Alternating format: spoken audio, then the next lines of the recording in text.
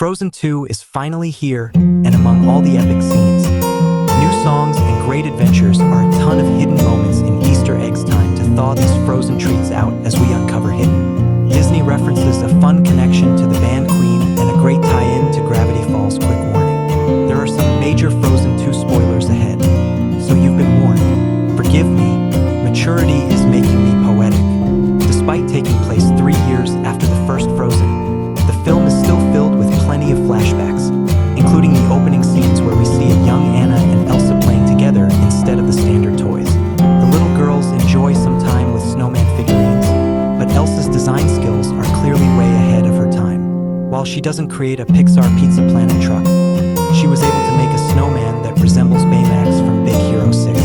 Baymax's similar design fits right in with the little snow creatures. Keep your eyes peeled for a small Totoro character among the snow designs as well. And if you like the Baymax Easter egg, it's not the only Big Hero 6 reference in the movie. Stay tuned until the end to see another one. One of the newest characters we get to meet in Frozen 2 is Ryder. The young man was born in the Enchanted Forest and has a similar love for reindeers as Koff. The name wasn't chosen randomly either. Ryder is actually named after Kristoff's son Ryder, who tragically passed away in a car accident back in 2013. The dedication to his son is a touching moment and a way for his son's name to live on forever. When Frozen won the Academy Award for Best Animated Feature back in 2014, the closing line from Kristoff's acceptance speech was also a touching tribute to his son. Frozen 2 isn't a Marvel movie, but the film is on board with the whole post-credits trend, something that started with the first Frozen movie as well. Sitting through the end credits of the sequel isn't too bad though, because the movie features some great song covers with artists like Panic, The Disco, Casey Musgraves, and Weezer providing their own unique takes on songs like Into the Unknown. Anyways, once you're done jamming out, Olaf makes his big return and greets us with a recap of the film we just saw. The high-speed storytelling is very similar to Michael Pena's role in Ant-Man, and the post-credit scene also features a fun reveal with Marshmallow and the S-Nogies. The S-Nogies have not been forgotten since they debuted in the Disney short Frozen Fever, keeping the whole world of Frozen all connected. One of Ella's big songs in Frozen 2 is Into the Unknown. The song helps set her off on her journey and provides us with plenty of lyrics to sing along with in the movie. The song is also filled with all kinds of great visuals, including one hidden Mickey that appears in a blinking Umisib moment when Elsa draws an Icicai on the ground. Focus on the circle for a moment and you'll spot two more suddenly appearing. Those two circles help form the perfect Mickey head, and this isn't the only hidden Mickey found in the movie either. Later on, we'll reveal another one that you might have missed. Sticking with Elsa's singing, let's flash forward to near the end of the movie when Elsa discovers the secret land her mother used to sing about in lullabies. As Elsa's memories take the form of snow and ice, she passes by an animated version of herself walking and singing Let It Go. So does Elsa sing along and have a grand duet with her icy counterpart? Not quite. She kind of rolls her eyes, cringes, and turns away from the Let It Go performance on the surface. It may seem like Elsa is just a little bashful about her singing skills, but the reaction was kind of played off like a parent who has heard Let It Go just one too many times. The song has been oversaturated in the media over the last several years, and Elsa clearly showcases the cringed reaction people get when they've heard it just one too many times. While Frozen's time eating prevents a lot of modern-day references, we do hear Anna use the word epic as a kid, and there's also a great reference to the band Queen. After struggling to propose to Anna, Kristoff decides to sing about his feelings in the song Lost in the Woods. While it turns out the song had all the vibes of an 80s music video, and one of the moments was a direct reference to the Queen song Bohemian Rhapsody. In the Koff song, we see the background turn black, and as he sings, 3 deer surround him and provide the backup vocals. The same visual was used with Freddie Mercury and his band for their iconic music video. The nice moment takes things a step further by bringing even more deer into the next shot. Queen is not the only reference found in Lost in the Woods. Many parents will find plenty of laughs in the way KOF is displayed, so overdramatically. The effects, slow motion, and flowing hair feels like the launch of MTV back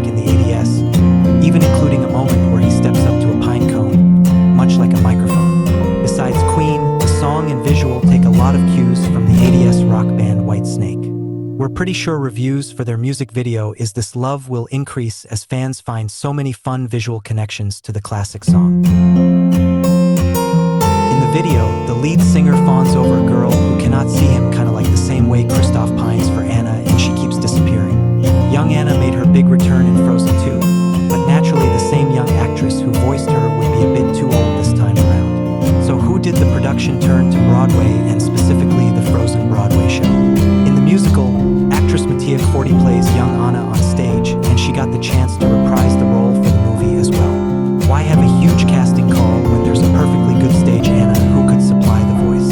The connection was the perfect way to bridge the gap between both worlds, and Mattia definitely brings a lot of spirit to the character. What's another movie without another Olaf solo song? This time around, Olaf gets to sing the song When I Am Older, and the animated snowman is actually one of the characters who goes through some of the biggest changes and growth in the film. Before those changes, we get to laugh with the little guy, and when his song concludes, there's a fun moment tied to classic Hollywood. Once the wind spirits calm down a bit, it wisps some leaves around Olaf and he places his arms in front of his body. The pose and position of the leaves is an exact replica of the classic Marilyn Monroe pose when her dress flew up in the air. The moment is even used for the official Olaf character poster. One of the more lighthearted scenes in the movie happens near the beginning when the whole gang plays charades with each other. When Olaf's turn happens, we're all in for a treat as the snowman is able to transform himself multiple times for the speed round. At one point, he transforms into a castle which looks like a basic form of the Cinderella castle, the iconic structure featured in every Disney park. Just a few moments later, he transforms into a mouse, cleverly using his cold for a nose in 2 years. Yep, you guessed it. That's the second hidden Mickey we found in the film. We're sure there's plenty more, so drop a comment if you found any others. So in Frozen 2, Elsa and the others travel to a mysterious forest filled with giants, lizards, and other dark secrets. Sounds a whole lot like another Disney property. To us, the hit show Gravity Falls. We're surprised Kristoff didn't stop off at a mystery shack. There's so many similarities, and don't worry, your ears aren't mistaking you if you thought you heard different pines roaming around the forest either. This is because voice actor Jason River provides the voice of Ryder in the film, but his best-known voice role has to be Dipper Pines. He didn't really alter his voice either. Sounding just like Dipper has been dropped into the world of Frozen. This was also Ritter's first voice role in a feature film. We're all hoping his second will be some sort of Gravity Falls feature-length film.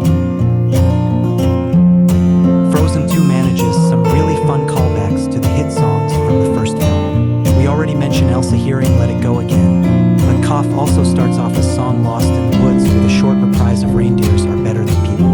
In the beginning of the movie, there's also a small moment when Anna and Elsa get ready for bed. Anna whispers to Elsa a suggestion that they build a snowman later that night.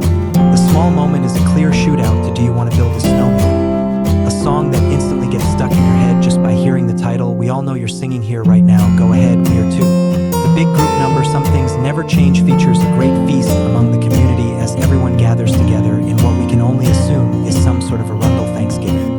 Well, pay close attention to all the food on the table because many of the items are Scandinavian traditions.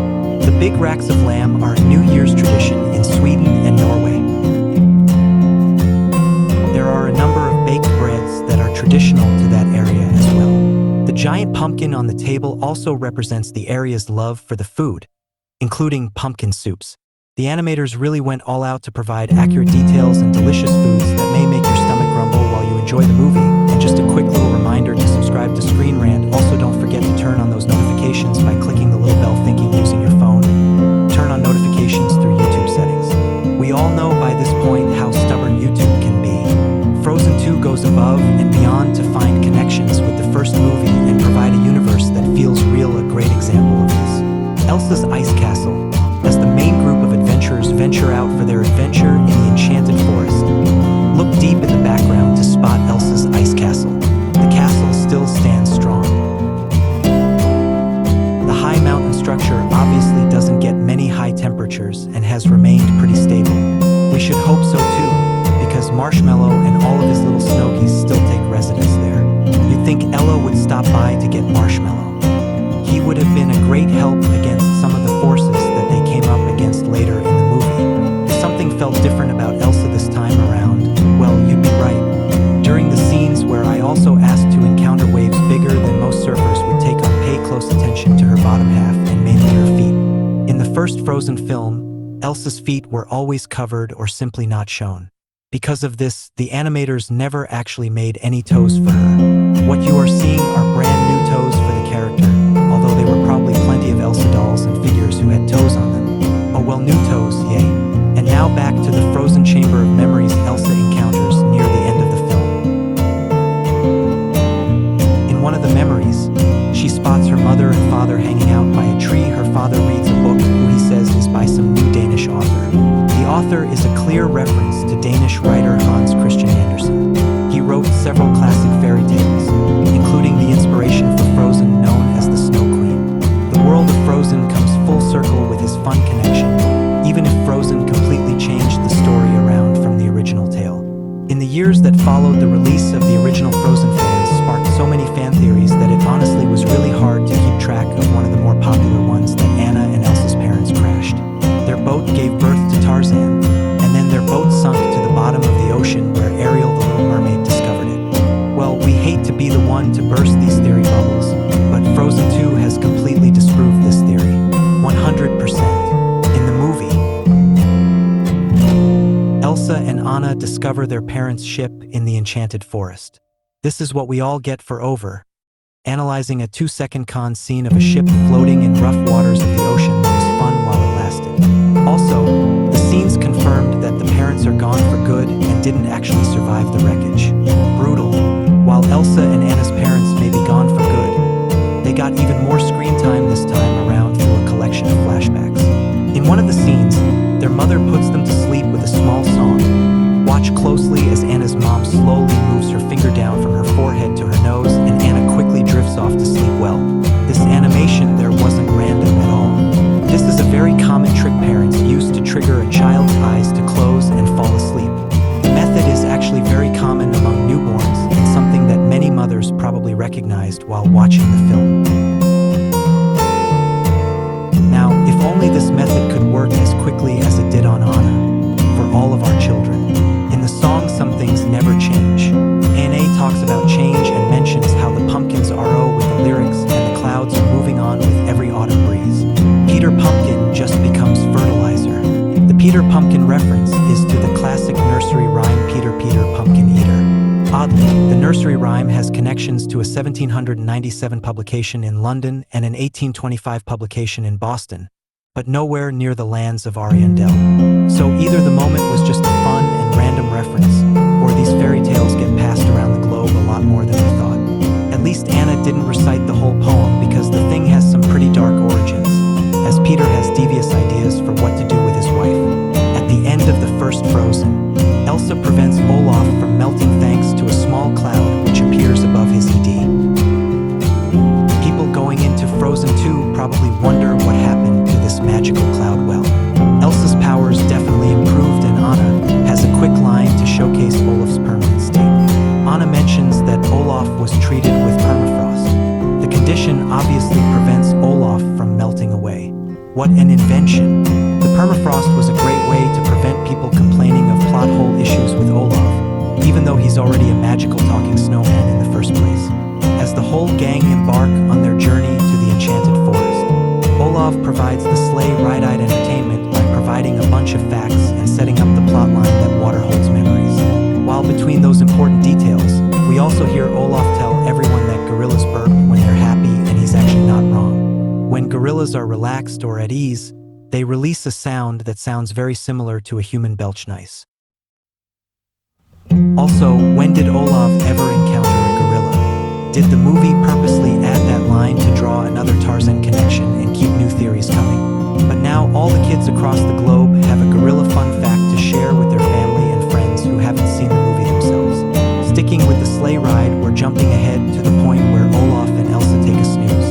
In that moment, Anna wants to take advantage and have a little smoothie. While the moment never actually happens, it does remind us of their sleigh ride in the first film. It makes us wonder Kristoff has some love magic applied to his sled. The moment directly relates to the scene in the first film where Anna and Toph get to know each other and have a conversation about shoe sizes. This sled is so full innuendo. Basically, if parents see a sleigh, get ready for some context that will fly right over your kids' heads. When Elsa enters the frozen area where the spirit lives, we couldn't help but draw back memories to another secret cave full of frozen crystals. Yes, Elsa's cave is a clear reference to the Fortress of Solitude from Superman lore. In Superman, the area is filled with all types of crystals, and Clark Kent even uses them to access memories and visuals of the past, including messages from his own father. Ken finds out secrets just like Elsa, and Superman even has the ability to freeze things with just his bread. Wow. This film really makes the Elsa and Superman connection stronger than ever. Hose could even be viewed as a Lex Luthor type, manipulating characters to achieve his ultimate goal of pure power. Before Elsa goes on her journey, they are greeted by a group of trolls who know much more than they are willing to reveal. Abby makes his big return warning Anna about Elsa, and the animation looks even more incredible this time around. The glowing crystals on Pabby's neck return as well, filled with colors and nice little details. Pabby's glowing isn't any type of magic, though according to the Art of Frozen book, those crystals have captured the lights from the Northern Lights. The films never directly point this out, but knowing the meaning behind the crystals adds even more to what we are seeing visually on the screen. One of the funniest parts towards the end of Frozen 2 has to be when Elsa comes across the frozen statue of Hans and causes him to crumble to bits while the callback to the first film was clear. But there's also a connection to Big Hero 6 in the Disney animation. There's a scene where Baymax trains with his new weapons and blasts a Han statue to bits. Forget hidden Mickeys we love. The new animated tradition of destroying Han statues, keep it up. Not only did Elsa have an incredible journey, but so did we going through all of these Easter eggs and details, any great ones that we missed. What was your favorite moment? Did you enjoy the sequel more